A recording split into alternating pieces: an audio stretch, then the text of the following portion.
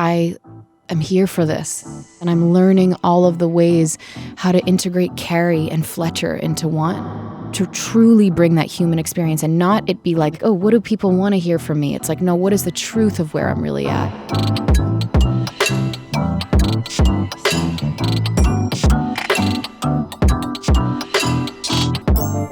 Good to see you. So good to see you too. I never know if you're a sheep in wolf's clothing or a wolf in sheep's clothing. Right now, I think you're probably a sensitive, vulnerable human being who looks like a fucking rock star. Yeah, I got my Matrix jacket on. But you know what? I'm feeling a little...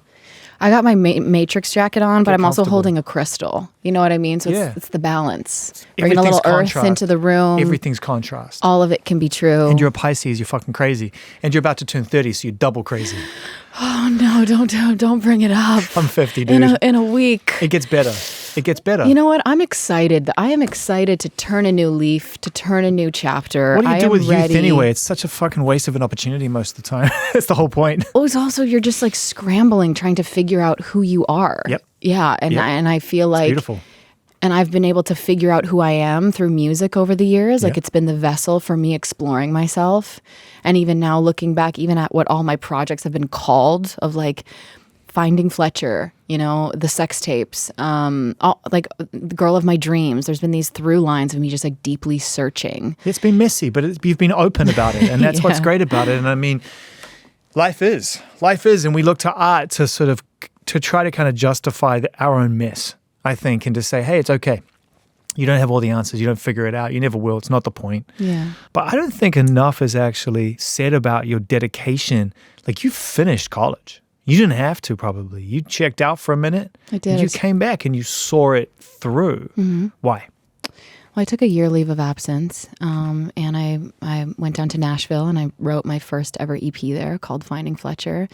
And then I went back and I was simultaneously releasing music and going to school at the same time. I was at the Clive Davis Institute of Recorded Music at NYU, and I was doing internships and I was interning at, you know, record labels and management companies and publishing companies, and really was just wanting to understand the business in all of its forms. Always knowing you were going to take that information and apply it to your own journey and be an artist. Yeah, well, just because I know that it takes a village for an artist, and just in life in general, like we need community, we need other people, we need that support. And I just really wanted to know what it was like and all of the aspects involved in an artist's career, so I could also be able to express the immense gratitude to everybody that has been a part of bringing my vision to life over the course of the years. There was a great moment in the Oscars the other night when Emma Stone talked about being really terrified about accepting the award, the possibility of accepting the award she inevitably won, and the director turning around and saying, take yourself out of it. And I thought that's like such great advice for an artist, because so much centers around your voice, you delivering the quality of the music, you touring it, you bringing it to life. And you have, all the support of people, and it does take a village, and everyone, a great team supports a great team. But I think it's really healthy for an artist to take themselves out of it if they can at times. Well, yeah, also especially this, like the archetype of the celebrity even is just such a strange phenomenon. And when you think about from an evolutionary perspective, like our bodies aren't really cut out for these things. Like we're meant to just be in like caves, eating, sleeping, and fucking, and you know what I mean? Basic human condition stuff. Yeah, and here we are like around all this technology and these lights and my body, and I'm like, here I'm holding a rock trying to find my center. But being honest with yourself as you turn a milestone into a new decade, looking back over the last decade, can you look at yourself in the eyes and say that you didn't crave it? No, oh my gosh, I absolutely craved it. All of the ways that I have sought external validation and lived for an applause, and I built so much of my self-worth. You know, I started with classical vocal training when I was 5 years old. I've always been in music. This is my pathway to appreciation and value. To value, to love. It was the thing that like set me apart from people. It's like, Cari, sing at the party, sing at the family party, you know, audition for this play, try out for this TV show, all the things. And I was just, it was a way that I was able to receive, you know, build my self-worth. And so such a big part of my adulthood. And now really even over this last year has been like, what is my worth outside of all of that? That's what this album sounds like to me. Focusing on Antidote, it sounds like you have finally made a record that isn't attached to anyone else's metric of value. That it's like, hang on, this has to just be mine. Of course, I think there's always an element. There's always an element of it there because we exist in a world and a society where it's like people put so much. There's so much expectation, and so. But I also think such a big part of this album was me like getting really quiet and just going internally. And I disappeared off social media for like 6 months, and I was really going through it with like a deep, deep health struggle and health journey. Yeah. And my body started to completely just shut down on me. And I had no choice but to like look at who the person was in the mirror and all the ways that I was not operating from a space of integrity and alignment and like honoring myself and my body. And yeah, showing up in this space is so hard. There's so much about it that have so much gratitude for. Like truly to be able to sing and go on tours and perform these songs for thousands of people who are like screaming back the words that I made up in my fucking bedroom, out of thin air. And then also all of the pressure that comes with it that externally and internally that we put on ourselves. I think that's where you have to try to take yourself out of it. It's so true. Because I think that, there's enough going on with the travel and with the lifestyle and the hours you have to keep, and it's tough on the body. And it's tough on the mind. It's not a normal place. And by the way, life goes on around you. I've had this conversation thousands of times with artists about achieving your goals and dreams only to realize that everybody else's life continues. And that's when you realize the real trade. The trade is that you are following your dreams, and the cost is that everybody else is getting on with their life. And that's time, and that's experience, and memories, and moments, and things you don't get back. That's the trade. That's and also, we're all the main characters of our own stories. Like we really are. It's like you're the main character of your movie. I'm the main character. Everybody in this room, we're all the main character, and it's finding that balance of that, and also taking yourself out of it and realizing it's not that deep. It's not that deep. It's not that serious. It's all good. It's all good in your custom Beats headphones. Look at you stepping out. Look at me. I got Fletcher. There's Fletcher and Antidote engraved in here. I mean, they're the same color as your current hair color as well. So the whole thing is just beautifully aligned. Yeah, I've been through a couple You've seen me through all my hair color changes some too. Hair color changes. Wow, we've been through it together, Zane. We have. I feel like from day one we dived in. Our conversations got pretty deep. I always get nervous about our conversations because I never know. Whatever the fuck ever you do. No, but just because you go there. First of all, you touched on this a little bit, so I hope you're okay just kind of clearing it up. What happened health-wise? I was diagnosed with Lyme disease last year. And the symptoms can be confusing for some people because what did you go through? Mystery sort of illness. Yeah. It can look different for everybody. And for me, it just really showed up as just like my body just like shutting down in all the ways. My muscles, like energy, vocal cords, mentally, emotion, all of it. And I just, and I went to go seek some answers. I went on like a search to go find the antidote to what was happening in my body. And the antidote has been many things for me over the course of my life. It's been the women, it's been fans, it's been stages, it's been bottles of tequila, it's been writing petty ass fucking music. And this last year it was healing. Like the antidote was healing and finding, finding answers and really. And of course, there's so much that goes into a health journey, right? But it's also, for me, it was like... Well, you hope it's a lifelong journey. It's a lifelong journey, and there's so many aspects involved in it, but you cannot isolate the heart, the mind, the body, and the soul from one another. It's this journey of it collectively together. And so healing all of those things, like unprocessed feeling and emotion and childhood stuff. Well, the body often tries to protect you from acknowledging the tough stuff. So it stores a lot of stuff. Well, it starts to show up in the body. Correct. when you are ignoring it. Correct. And it's just like, hey, you've missed every red flag warning sign. Now I'm going to hit you so hard. You've got no cerebral pathway, and so your body's just holding on to shit. That's what I think. And it was just all stored. And then I collapsed, and I watched tours be pulled down. I watched numbers get quiet. I watched streams go down, and then all this other stuff got really quiet, and then all these other things got really loud.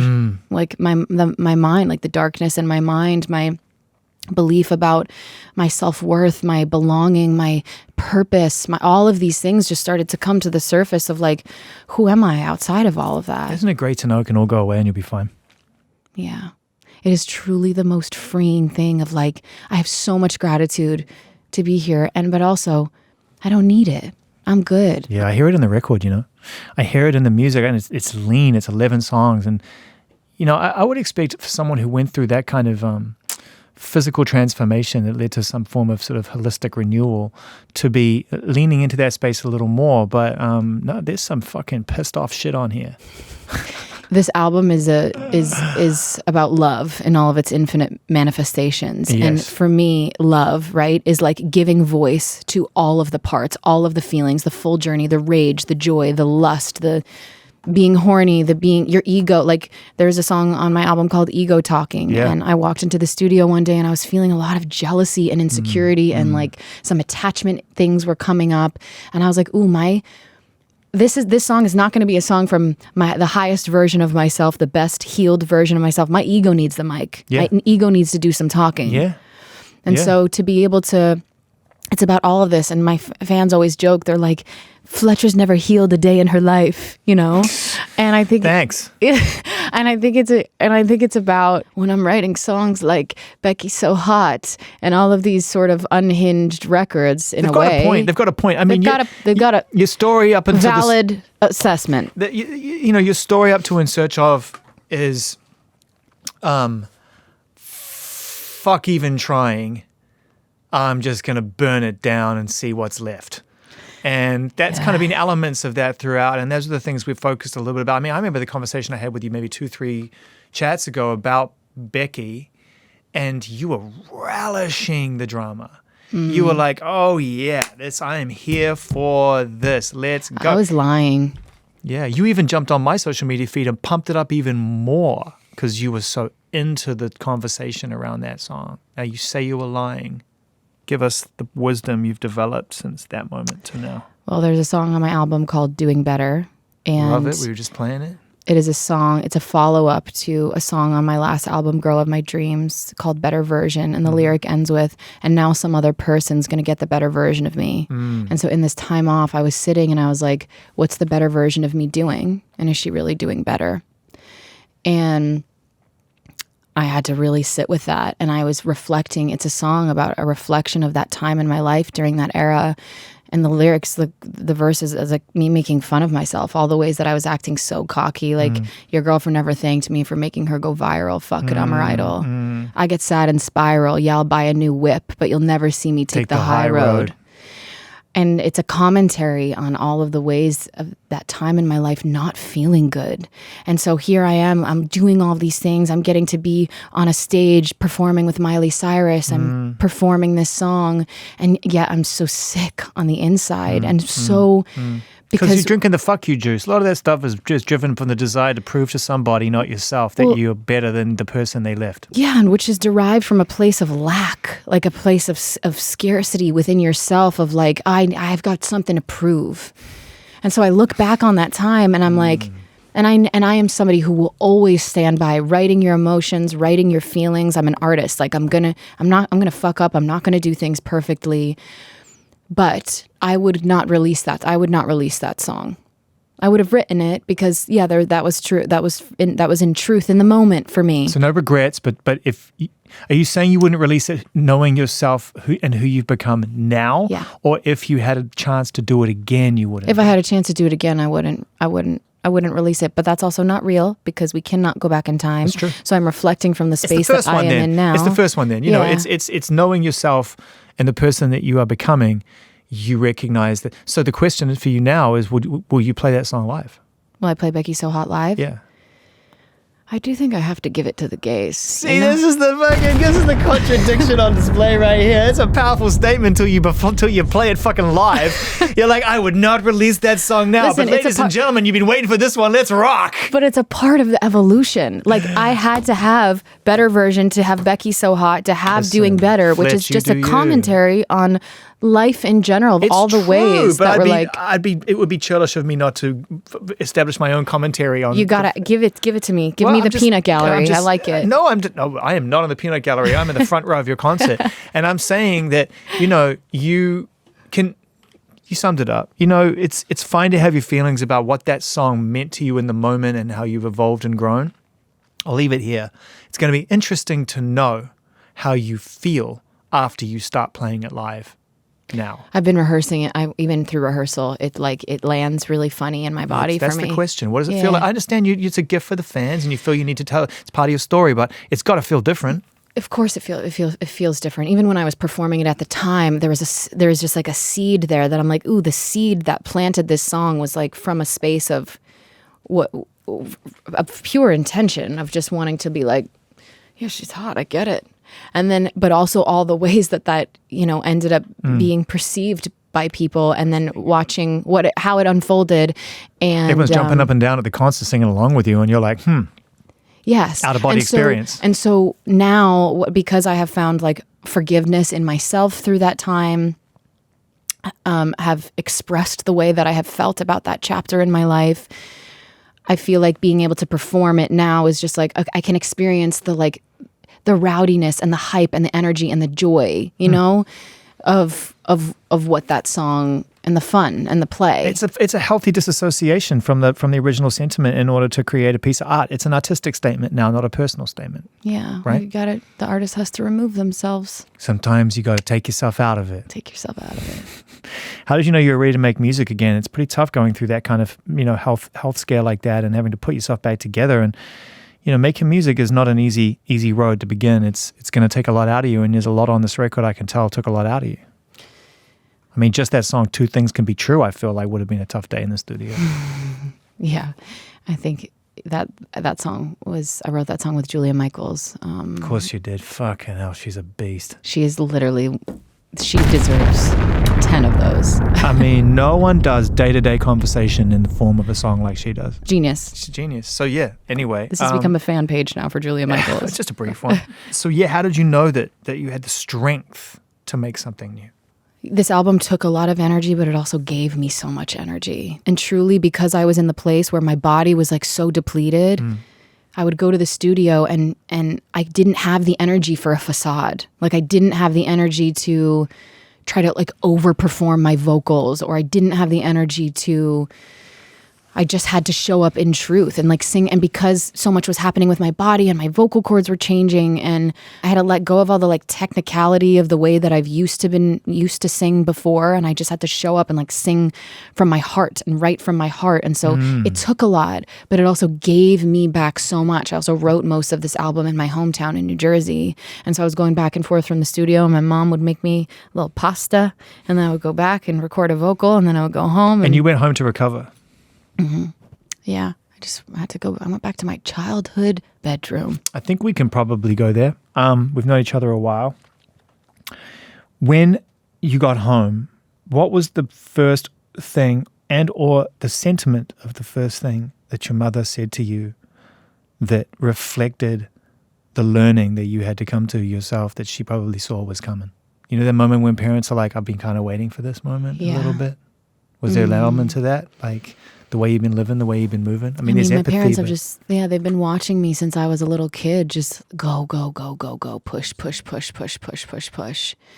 And my parents have never pushed me. It's always come from like an internal desire to like prove something to myself, that I was like worthy or valid in some way.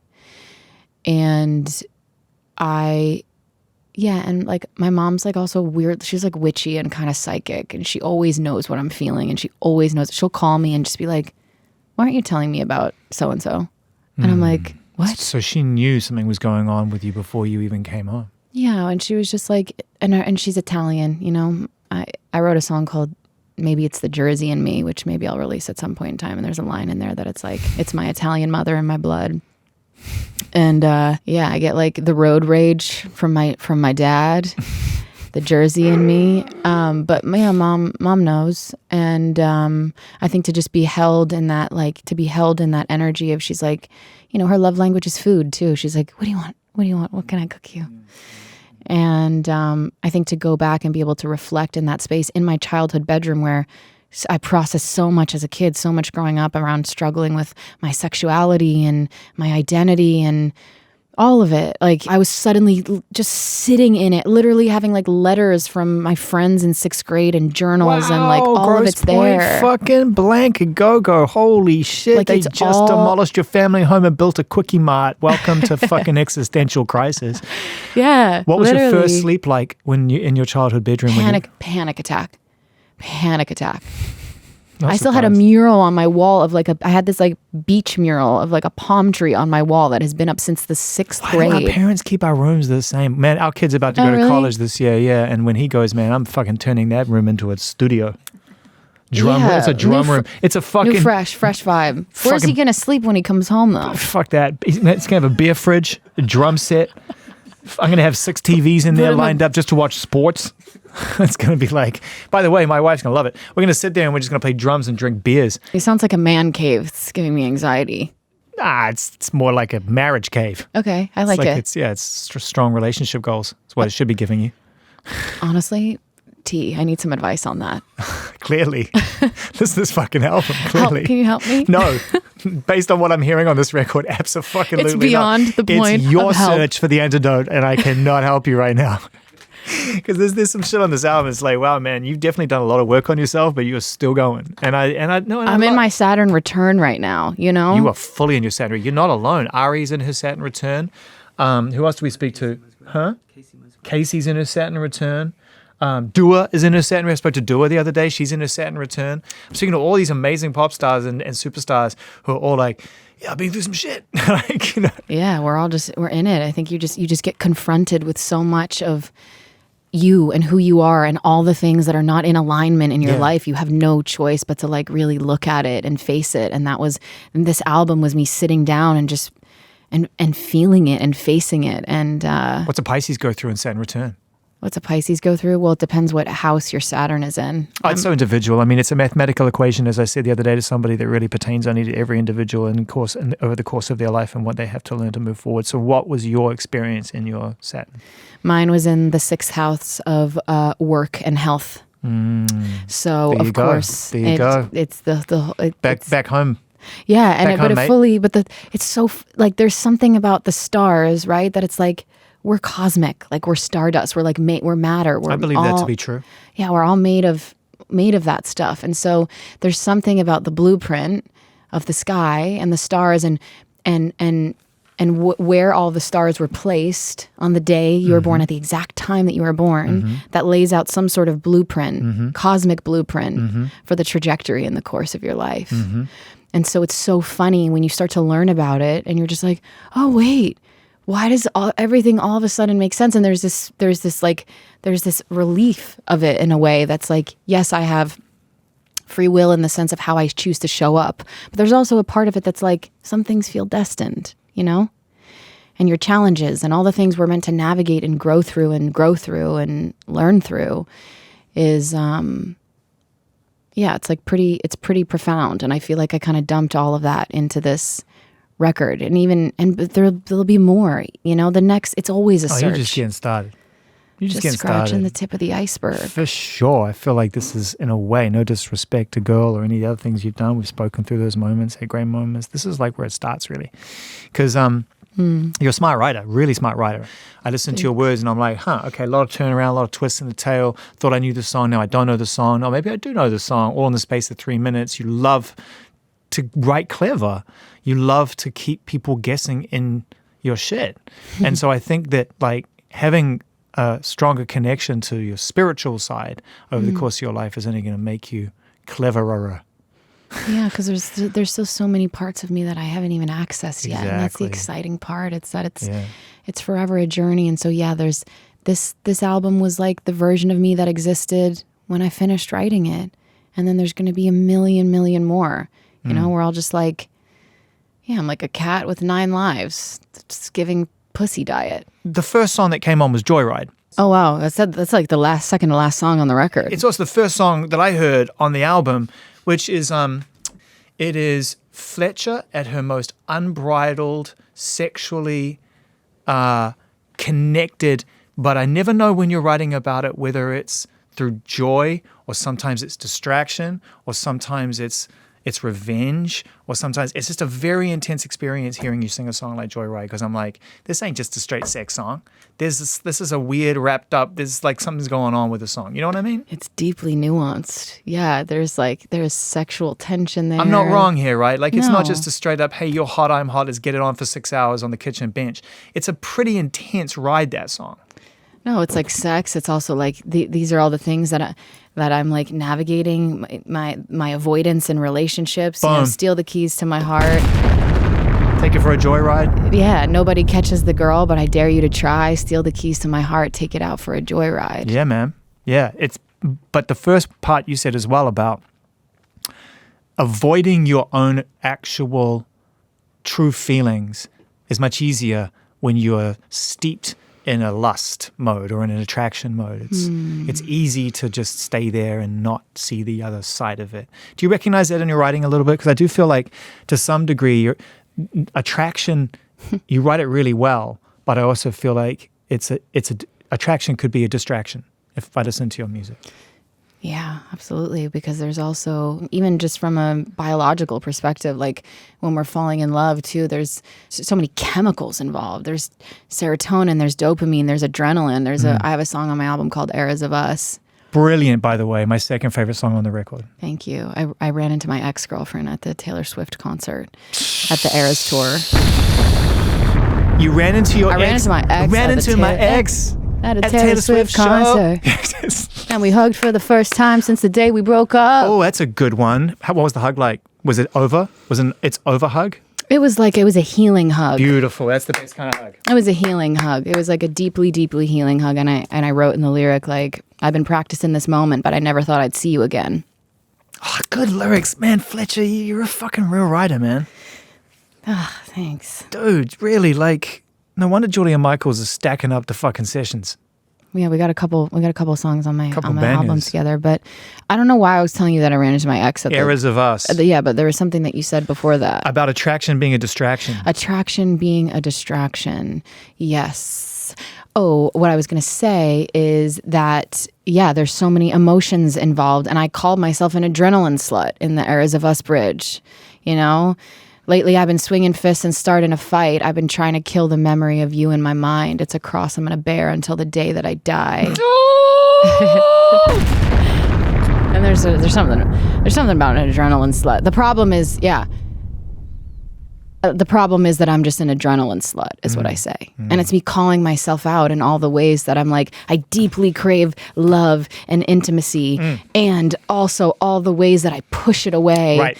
That there's this like endless, this because when you see that it's a void that you're trying to fill. Yes. Nothing's ever going to be enough. No one is ever going to be enough. It's insatiable. Well, that you could say the same about the desire for attention, fame, success, validation through the lens of others. You could say that about the people that you surround yourself with in your relationships, platonic, professional, the people who and how they really relate to you, how they make you see yourself. Is it the real image of you? Right? And you can say that absolutely about relationships. And to your point, in search of the antidote, what is the antidote? What is going to untangle all of this and allow me to make better decisions based on what is really important to me, right? Not this bottomless pit of desire for love, for attention. Seeking, because it's endless. That is an endless It's a search. great fucking word, desire. I mean, desire is the kind of word it's a tattooable word, man. I mean, it's a good-looking word, and it's the kind of thing that when you throw it around, people often put a positive connotation around. I have a desire to be successful, a desire to be loved, a desire. But desire is like, to me, it feels hungry and selfish. And needy. There's a neediness, there's a selfishness there of a desire. It also... What's a sin? I mean, it's, if you want to take it back to biblical times, right? It's actually one of the 7 sins. Yeah. And it also insinuates that it is something that you do not yet have. Yes, there it is. Exactly. It's something that you do not yet have in this now moment. What are you willing to do to get it? To get it. And so then all of a sudden you are projecting all of these things into the future of, once I have this amount of money, once I have this amount of fame, success, friends, relationships, I will be happy. Wow. So desire really is a never-ending story. It's a never-ending story. So when you bring it back to, because then it is everywhere but the present moment. Correct. And so it is everything outside of you. Boom. And so the antidote is... What is it? I think it's what it is for me is going to be different for you, for all of us, but it is boiling down to the very, very, very, very essence of what and who you truly are outside of all of it. It's self-love. You said this is a love album. To me, every single song arrives at the same point, which is I need to love myself, right? I'm doing better. Am I really? I got to figure that out. I got to love myself before I can actually feel like I'm doing better and I can move past you. Yeah, smiling on the outside, crying on the inside. You would never know because I'm posing with my good side. Correct. Joyride, right? Brilliantly written, very modern, explicit, version of a relationship, a human song. But again, a distraction from what I really need in my life to some degree. Yeah. Right? Pretending, eras of us. Two things can be true. All of these to me are just are you just going, shit, man, I'm not going to run away. I'm not going to run away anymore from this. Right? Yeah, I'm feeling it. I'm still in it right now. I hope you're not uncomfortable in the conversation about it because I'm loving it. No. I'm deeply, I am here for this. I'm here for this. And I'm learning all of the ways how to integrate Cari and Fletcher into one and to bring to truly bring that human experience and not it be like highlighted in a way that's like, oh, what do people want to hear from me? It's like, no, what is the truth of where I'm really at? And really getting to bring that to spaces where I can really get to speak what's on my heart. And so I have a lot of gratitude for the space that you curate here, which allows artists to come to the table as themselves, like as the core of who they are. And so I feel lucky. That's awesome. I feel very fortunate to be able to do it. I learn a lot every time. Yeah. And it's a human experience. Music is the key that unlocks the room, but every room's different. And it's a real privilege to be able to talk to true artists about their process and where they are at any given moment. You may have been through it on a health level, but compared to the other times that I've met you or seen you or interviewed or whatever, you look healthier than I've ever seen you. So whatever the work is that you put into this, you just there's just a light in your eyes, I think, that I haven't seen before. So it's working, dude. It's working. Thank you. How are you maintaining it? How are you being disciplined? Because it takes work. That's why I said it, the health kick, the thing of the journey, you hope it's a lifelong journey because it's really easy to fall off and get back into old habits.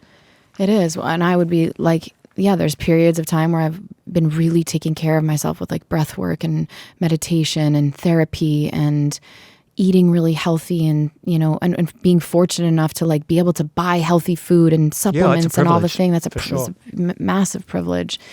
And so to be able to take care of my physical vessel and my body, that's been the biggest thing for me is healing my nervous system, learning how to self-regulate. And, and I'm in it right now. And I would be lying to you. I've had a really rough week. I've been super ungrounded and out of my center. And a lot of anxiety has come up for me. And but also just being able to speak into that of just showing up in truth. It is not this beautiful, polished thing. And I'm not healed. And I'm healing. And it is not a linear journey and it is not a linear process. No, I was talking to someone about this morning who's going through some shit. I was like, process is the point. It's not the entire point, but it's a big part of it. And it makes total sense you're going through this. You turn 30 on the 19th. Your album comes out on the 21st. I mean, come on. Yeah. I mean, you talk about set it up. I mean... I leave for South America tomorrow. I do not have a single bag packed. That's fine. Don't worry about that shit. That's just time and space and physical stuff. That's just stuff. I know. It is just things. I always laugh at the airport when I see people just walking around with this suitcase. I'm like, humans are so cute. We're just walking around with bags of stuff. The point is that you're about to go back out into an unnatural environment. Yes. You're about to spend time in airports waiting. Queues, planes, delays are inevitable. Yeah, I know. I feel your pulse going up, right? Yeah. There's a purpose for this. I'm not trying to make you feel sick. I'm trying to get you in the game. Right? I'm trying to get you in the game. Yeah. So rather than stand in a terminal laughing at families, you missed the point. I know, but it works for my point. Okay. You need to just two things can be true. Stop quoting yourself. I gotta fucking gotta great. Promote. A lot of bombs on this one. This has been a good one.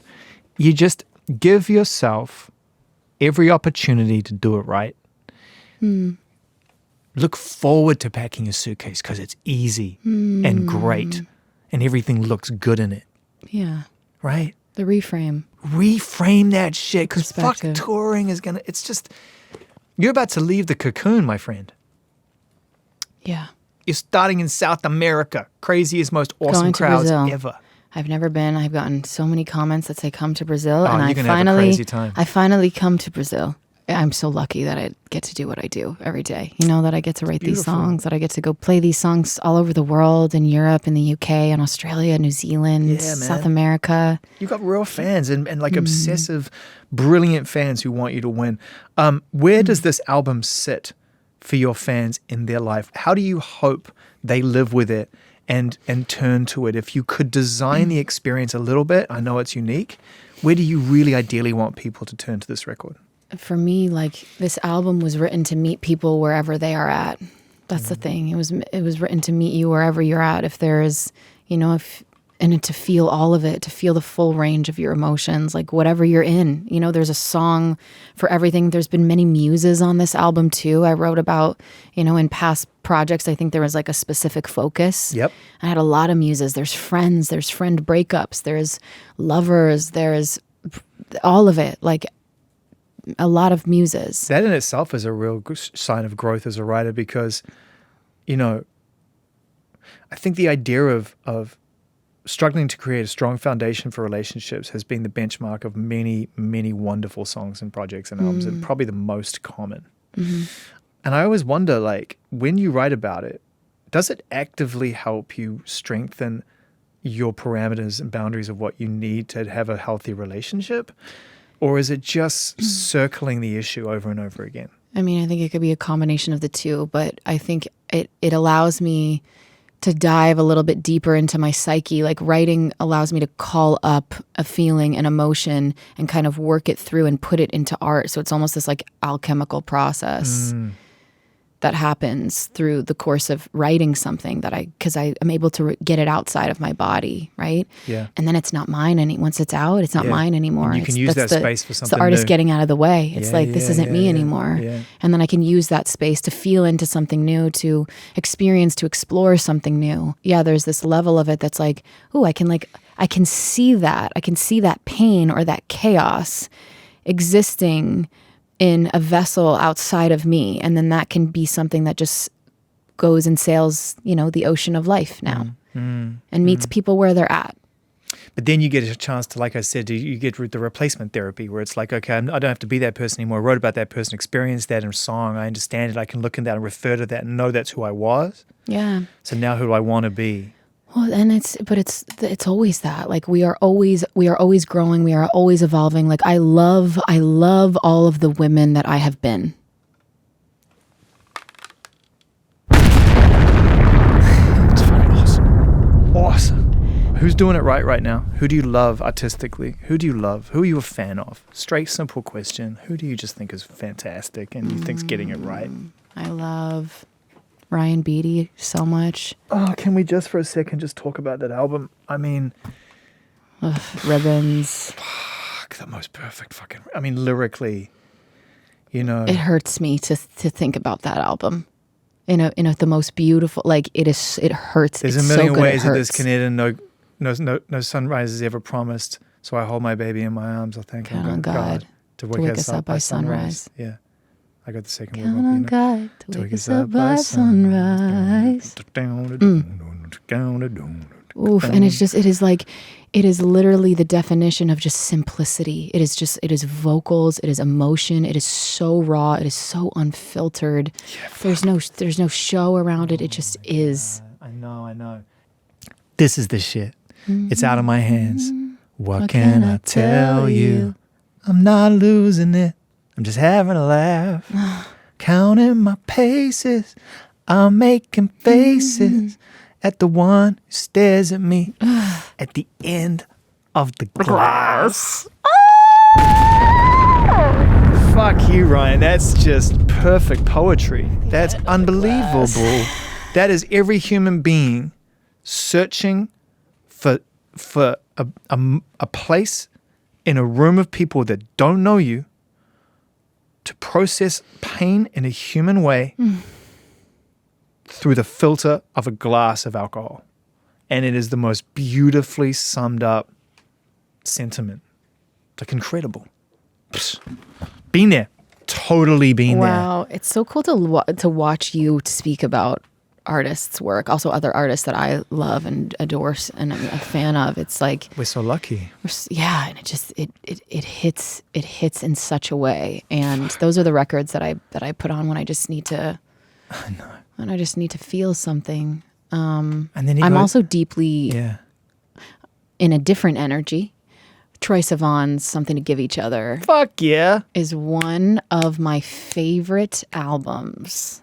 They're kindred spirits in ways, and I don't know if they know each other, but to me, coming from different points to your point, they're both exploring this real human experience in different tempo, right? Like very open writers. Troy's been that Ryan on fully that album. But now he's like, I'm dancing and I'm open and I'm willing. But still giving so much, like I Still Got It Bad, or like every lyric on that album too is just you feel the depth of it, but it's in this space of play and it's in this space of rhythm and bass, and you get to dance in it. You get to dance in the chaos. You get to dance in the pain, and you just it's two sides of the same coin. It's all of it. There's part of me really wants a version of that Troy album in the Ryan style, to hear those songs come to life, and someone's got to take that album, that Ryan album, Calico, and put a deep house moment under it, right? Something that's just like fuck me up. That would be fucking amazing. I don't know if we would survive it. Can you imagine though? No satellites in the sky. Material things. Oh my fucking god! With the fucking chorus in the past. Yeah. There's a million ways that this could end. Oh shit! It's just there. It's just there. Someone got to do it. So, and they won't, but they could. But you know, I think it draws us back into your room in a really natural way, because you love to break hearts, and including your own, to tempo.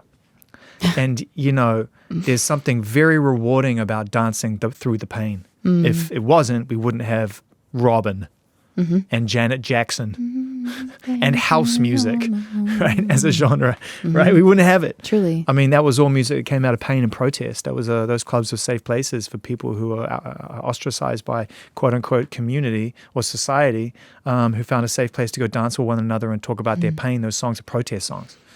And so I feel like in a way you fit that bill. Like, I do feel like as a writer, you are a protest writer in a lot of ways, you know? So I think. Thank you. Actually, I've never heard that reflection, but I think there's a big part of me that I just stand for love in so many ways, and protesting in the sense of standing up for people and their belonging in the world and their safety within themselves and within their bodies and amongst community, and also all the ways that I protest myself. Well, that's an important one. Put myself on display and do intentionally, sort of light a fire to my life and see what's left. That's an important one, because that's the thing that we struggle with, I think, as people a lot, is to actually protest our own existence. Which is a really important part of growth. To actually take a step back and say, I am anti this. Just because I'm experiencing it doesn't mean that it's by choice. In many respects, it was actually given to me, not in a gift way, but just as a hand down. And I protest this. I'm anti this behavior. And I choose a different path. That's what this Antidote record is, I think. You just chose your path. It's been good talking with you, huh? It's always fun, man. Yeah, we always traverse some. But it doesn't feel deep. It doesn't feel like, we're going deep. It just feels like these things just pop up. Yeah, just pop up. Just truth. Just start where it goes, it goes. Yeah. Let's keep going.